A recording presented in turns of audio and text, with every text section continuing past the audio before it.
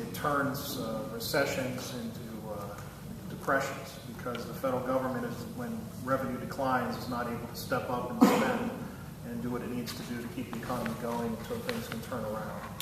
Yeah, I think that probably revolves around a fundamental economic proposition as to whether the government is the driver of the engine or whether the free market is the driver of the engine.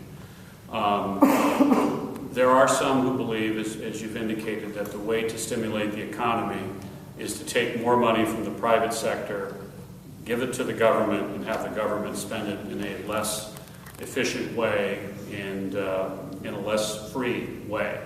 And that's essentially what Herbert Hoover tried to do in 1929, and Franklin Roosevelt continued to do until the beginning of World War II. And for those 10 years, it was a disastrous economic policy under those two presidents. So I don't think that the way to get out of a recession or depression is to take more money from the private sector and have the government spend it in ways that the government thinks is better or more efficient.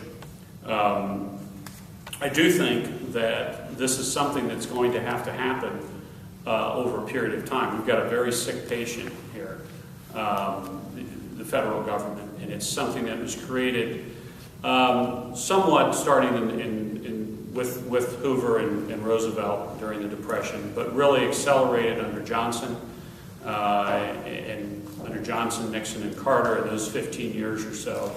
Ronald Reagan was able to slow it down, as was first George Bush, but really since 1992, this has gone on unabated. Now, what President Obama does is put it into hyperdrive and make it even worse. So this is a problem created over a long period of time, so we can't simply put on the brakes, but it's something that has to happen